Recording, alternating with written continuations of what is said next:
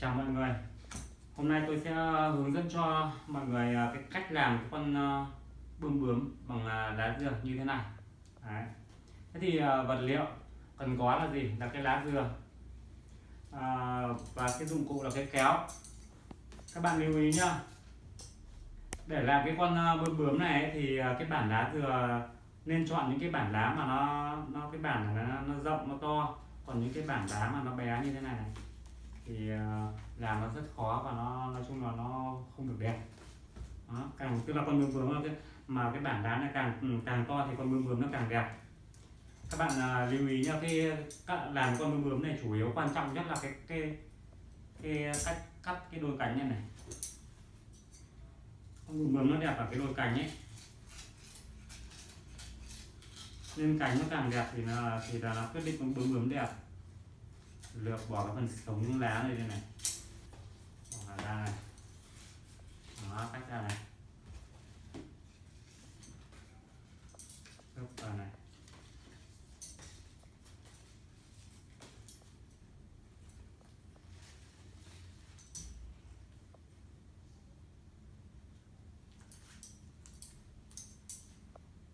Bạn quan sát tôi làm này, các cánh này mở rộng kéo này ra nhá, đi từ từ thôi, đặt này, đi từ từ thôi này,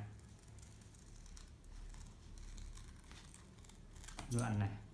Cái cách cắt cái cánh này thì nó có rất là những cái nhiều kiểu cắt.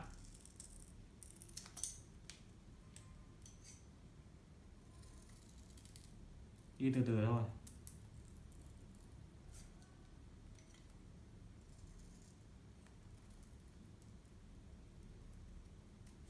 Đó. Đây, được cái cánh trên này, còn cái phần cánh dưới đây.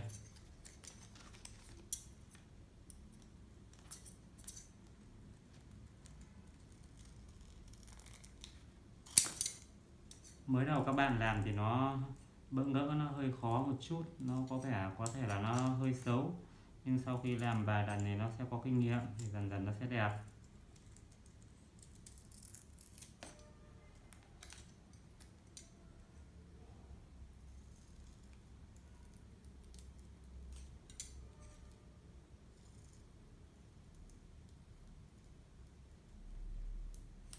Cái con bướm bướm này cắt là mà trang trí vào cái bó hoa hay cắm vào cái lọ hoa nó rất là sinh động đấy. Nó cũng như cái dòng chữ ấy, nó làm cho cái phần bó hoa này nó tinh tế lên, nó tinh tế lên rất nhiều đấy. Đó, xong một đôi cánh này, tiếp tục cắt cái đôi cánh nữa. Tôi sẽ làm một đôi bướm bướm cho các bạn xem.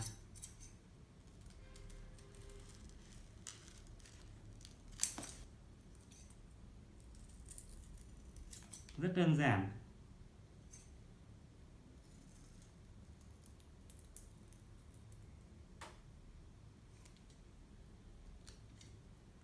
Cái cánh con bướm bướm này tôi cắt khác kiểu đi một chút. Cái hoa văn bên trong, còn ở cái bên ngoài thì với cái bản đá nó nhỏ như thế này thì tôi đúc kết kinh nghiệm là chỉ làm được cái kiểu này là nó hợp lý nhất và tận dụng đấy.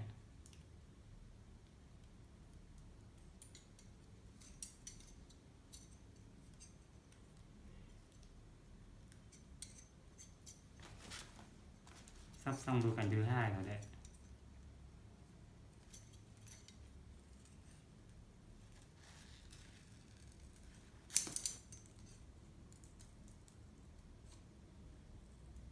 Nếu như bản lá dài cái phần này có thể cắt lùi vào đây cũng được, nhưng cái bản lá này nó bé.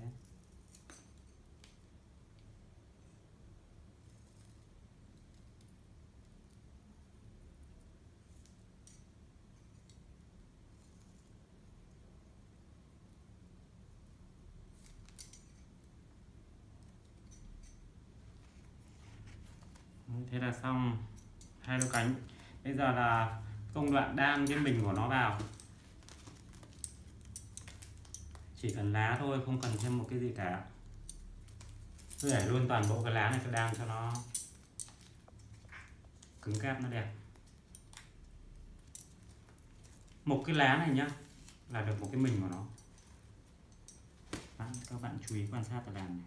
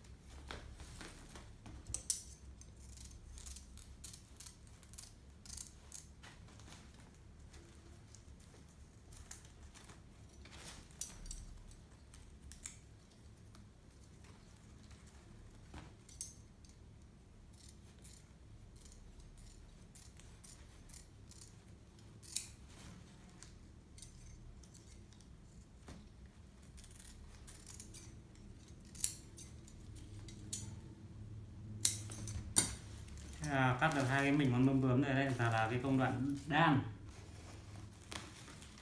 nha.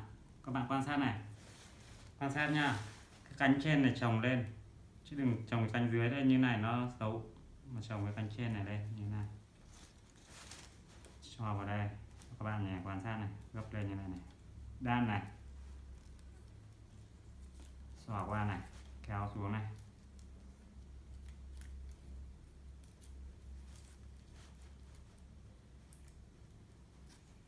đan này, kéo xuống này. Con bướm bướm nó có 6 cái chân, 2 cái râu, cắt luôn chân nó, cắt tạo chân chứ không phải là cắt chân. Bẻ lên này. Đó, thành 6 cái chân. Đó. Cái này nhá, tách ra thì làm 2 râu.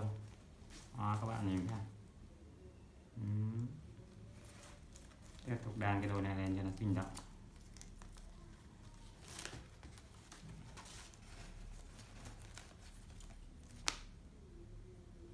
Có thể một cái tàu lá này, để mấy tàu lá gần nhau, mấy lá gần nhau ấy, đan một đàn luôn 4-5 con lên trên một cái tàu này thì nó đẹp lắm đấy. Con to con nhỏ, mỗi con một kiểu hoa văn, con thì màu xanh, con thì màu vàng, nó sinh động hẳn lên. Cũng có rất nhiều cái clip video hướng dẫn rồi là làm cào cào chuồn chuồn châu chấu rồi, nhưng bướm bướm thì bằng lá dừa thì chắc là không có đâu, bởi vì cái con này là tôi tự sáng tạo ra đấy, chẳng phải học ai đâu. Còn cái con cào cào ấy thì là cũng chỉ nhìn thấy hình dáng đây. Mũ thì tôi xem một cái anh châu Phi, anh ấy làm trên bãi biển, thế là cứ xem để mò mẫm ra làm thôi. Một số sáng tạo nhiều, sáng tạo cách thức bó bông hoa, cái cách làm bông hoa của tôi nó khác đấy. Cắt tỉa những cái này ra cho nó, nói chung là cho nó thong thả, cho nó đẹp.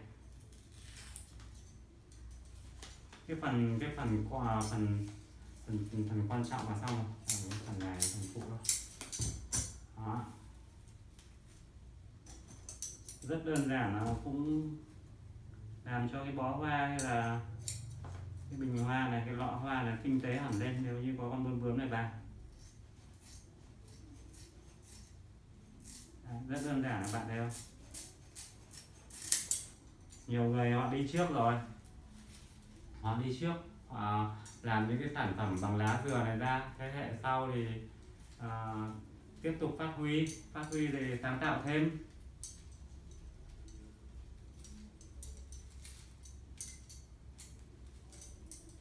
Tôi chia sẻ những cái cách làm đến đây cũng hy vọng rằng các bạn làm được ra những cái sản phẩm đẹp, từ đấy thì yêu thích rồi mày mò sáng tạo ra.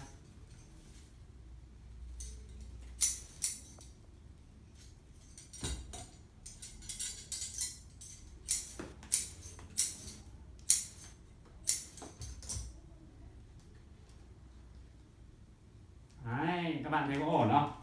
Quá là ổn. Bây giờ cắm vào cái lọ hoa này xem nó ra làm sao. Cũng được đấy.